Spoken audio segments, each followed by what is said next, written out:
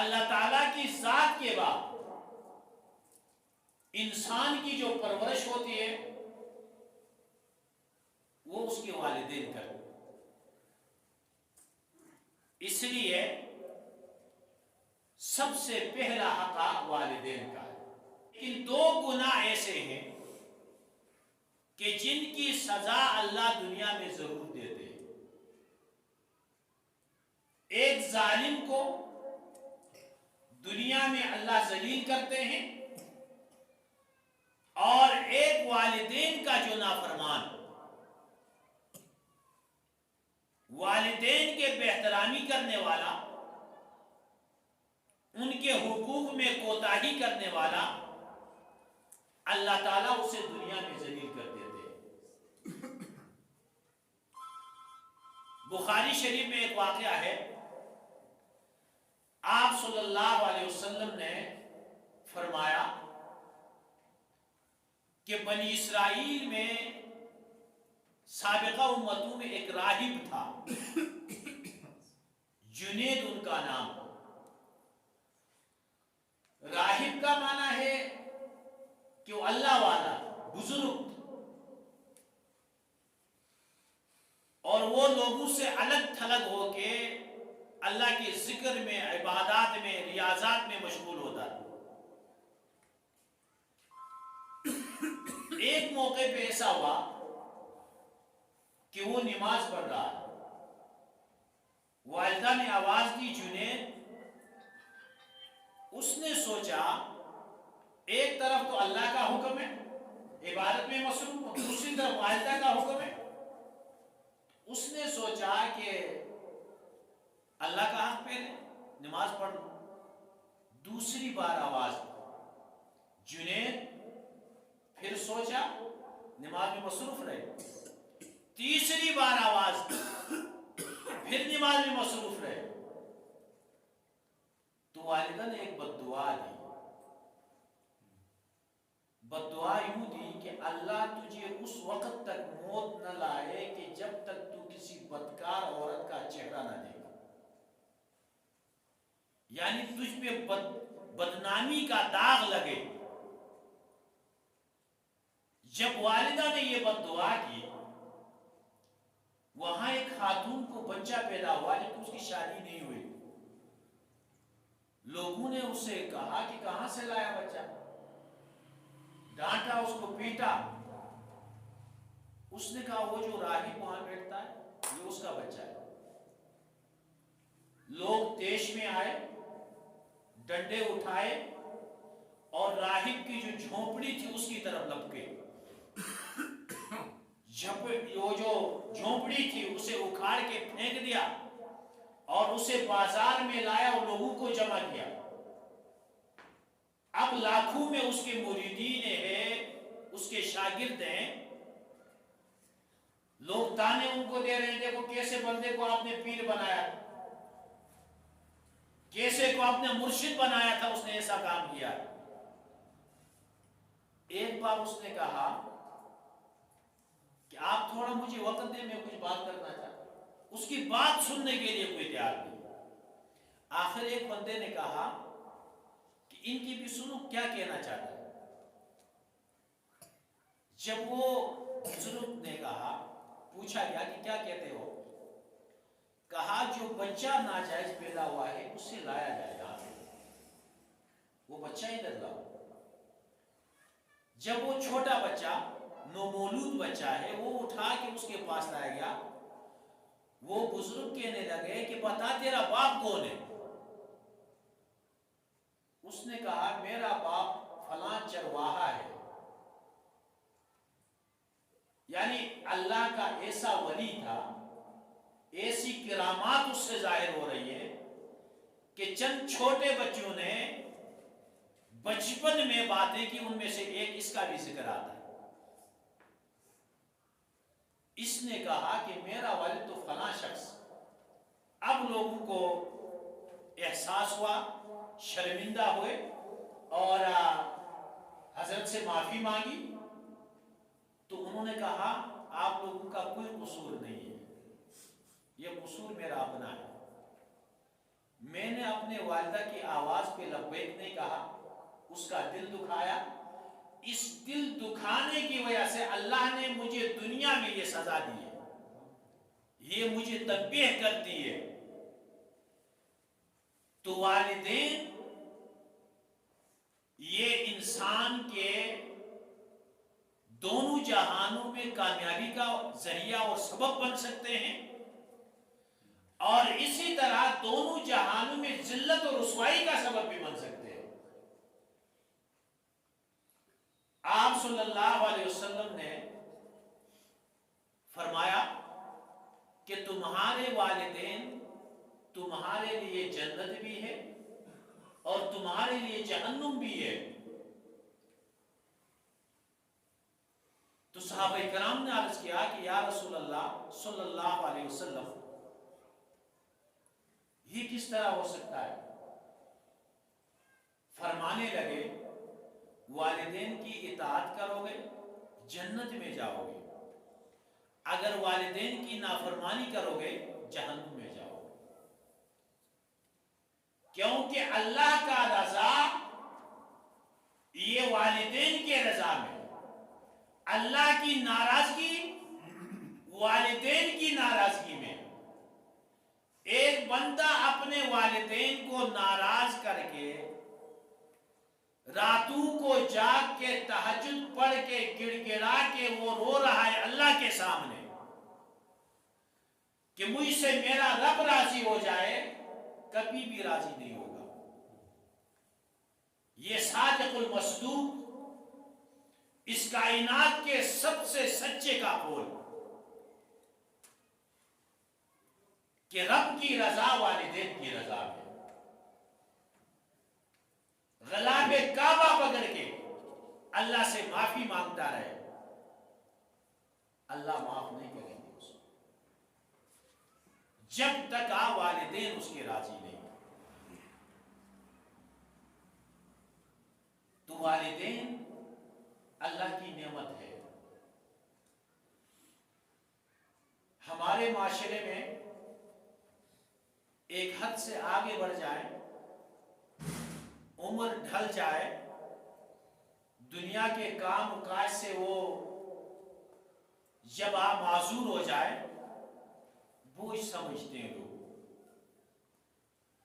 اسلام میں پھر بھی غیر مسلم تو ان کو الگ وہ جگہ بنائی ہوئی ہے، اس کے لیے وہاں پہ بھیج دیتے ہیں کہ وہیں پہ مرے اور اس کو دفن کیا جائے۔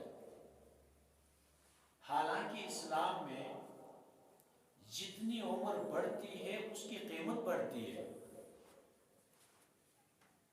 والدین کی جتنی عمر اوپر جائے گی اتنا اس کی قیمت اور اس کی برکت بڑھتی ہے، کہ اللہ تعالیٰ خود فرماتے کہ مجھے حیا آ رہی ہے کہ میں ایک سفید ریچھ ہاتھ اٹھائے اور میں اس کو خالی واپس کر دوں، اس سے مجھے حیا آتی ہے۔ اس لیے اللہ تعالیٰ نے خصوصیت کے ساتھ والدین جس عمر میں بھی ہے ان کا احترام ضروری ہے، لیکن خصوصیت کے ساتھ بڑھاپے کا ذکر فرمایا کہ اگر ان میں سے کوئی ایک بڑھاپے کو پہنچے یا دونوں بڑھاپے کو پہنچ جائیں، فلا تقل لهما اف، ان کے لیے لفظ اف نہیں کہنا ہے۔ اف کا معنی اوہ، یعنی کوئی بات ناگوار لگے تو کہتے اوہ اوہ، ایسی بات کہنے کی پابندی۔ فقہا نے لکھا ہے اگر کسی کے سر میں درد ہو، والدین کو وہ نہ بتائے کہ میرے سر میں درد ہو رہا ہے، کیونکہ والدین کا دل اپنے اولاد کی پریشانی پہ پریشان ہو جاتا ہے۔ اگر معمولی بخار آ جائے والدین کو نہ بتایا جائے، وَلَا تَنْهَرْهُمَا وَقُلْ لَهُمَا قَوْلًا كَرِيمًا، اور ان کے ساتھ انتہائی نرمی کے ساتھ پیش آؤ۔ والدین اگر جسمانی خدمت کے محتاج ہیں، ان کی جسمانی خدمت کی جائے، مالی تعاون کے محتاج ہیں، مالی تعاون کی جائے۔ یہی والدین کی وجہ سے بندہ اللہ کے بہت قریب جاتا ہے۔ بایزید بستامی رحمہ اللہ بہت بڑے بزرگ گزرے ہیں، ولی اللہ تھے۔ وہ اپنا واقعہ سناتے ہیں، کہتے ہیں ایک موقع پہ میں نے اپنے والدہ سے کہا، ہاتھ جوڑ کے کہا، اماں جی آپ مجھے اجازت دے دیں، میں اللہ کو راضی کرنا چاہتا ہوں، کیونکہ میرے اوپر دو حق ہیں، آپ کا حق بھی ہے، اللہ کا بھی ہے، آپ مجھے معاف کر دیں، میں اللہ کو راضی کروں گا۔ تو والدہ نے کہا کہ میری طرف سے اجازت ہے بیٹا، آپ جا کے اپنے رب کو راضی کرو۔ کہتے ہیں 12 سال تک وہ جنگلوں میں ریاضت کرتا رہا، اللہ کے ذکر سے لبریز رہا، ہر وقت عبادت۔ 12 سال کے بعد کہیں دوسری جگہ جا رہا تھا، بستان جو ان کا علاقہ تھا وہاں سے گزر رہا تھا، خیال آیا کہ والدہ کی ایک بار ملاقات کر کے جاؤ۔ اب وہ اپنے وہ وظائف میں لگا ہوا ہے، اپنے وہ جو عبادت کا معمول بنایا ہے اس میں۔ جب رات کا کچھ حصہ گزرا تھا، دروازے کے پاس آیا تو خیال آیا کہ والدہ کو اس سے پہلے دکھ تو سکھ نہیں دے سکا ہوں، ابھی یہ سردیوں کی راتیں ہیں، ابھی وہ سو چکی ہوگی، میں دستک دوں گا، وہ اٹھیں گے، ان کو تکلیف ہوگی، لہٰذا انہوں نے دستک نہیں دی، وہ دروازے کے پاس بیٹھ گئے۔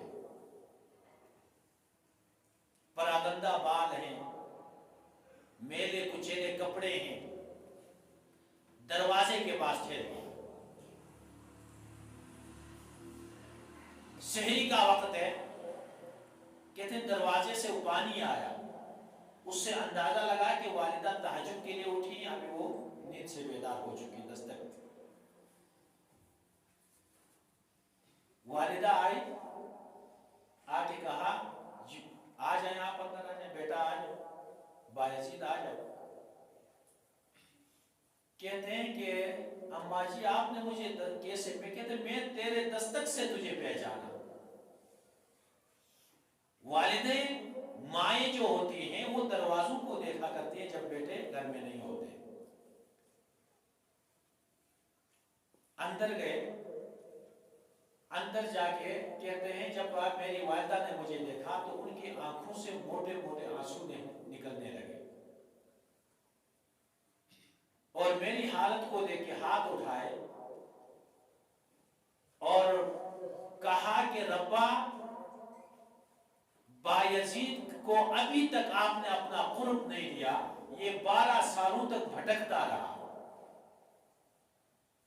وہ کہتے ہیں کہ خدا کی قسم 12 سال میں جو مشقت اور ریاضت کرتا رہا، ان 12 سالوں میں وہ کیفیت حاصل نہیں ہوئی تھی، میری ماں کے ہاتھ اٹھتے ہی میرے اندر وہ کیفیت پیدا ہو چکی۔ تو والدین کی دعا سے انسان کہاں سے کہاں پہنچ جاتا ہے۔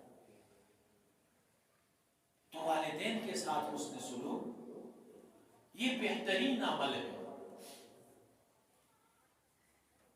اور جس کے والدین زندہ ہے وہ شکر ادا کریں اور ان کی خدمت کریں، اور دنیا کے بہترین اعمال میں سے یہ عمل۔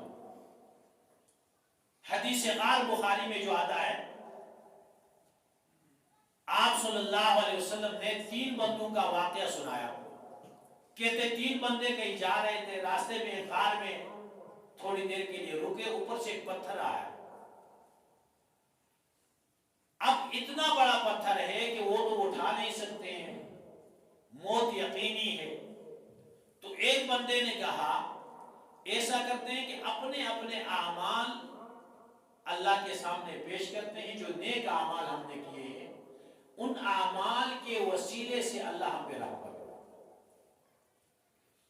تو ہر ایک بندے نے اپنا نیک عمل پیش کیا، تینوں نے الگ الگ کیا، تھوڑا تھوڑا وہ پتھر اوپر اٹھتا گیا۔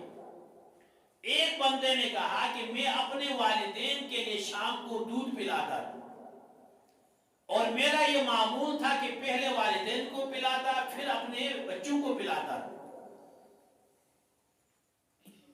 ایک بار میں گھر آیا، والدین سو رہے تھے، میں نے دودھ گرم کر کے ان کے سرانے پہ آیا، بچوں کو نہیں پلایا، والدین کا انتظار کرتا رہا، صبح تک میں اسی جگہ کھڑا تھا اپنے والدین کے خاطر۔ ربا اگر یہ عمل میرا آپ کو پسند تھا تو اس عمل کے وسیلے سے یہ عذاب ہم سے ہٹا دے۔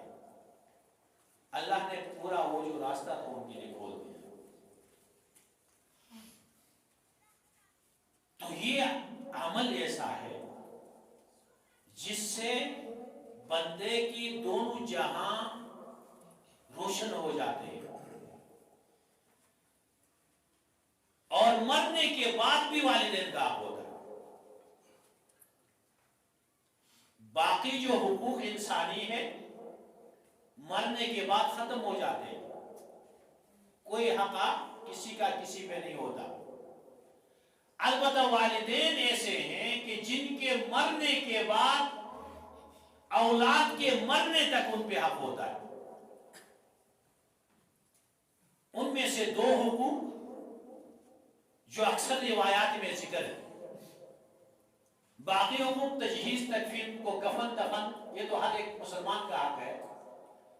خصوصیت کے ساتھ اولاد پہ جو حق ہے ایک ایصال ثواب کا،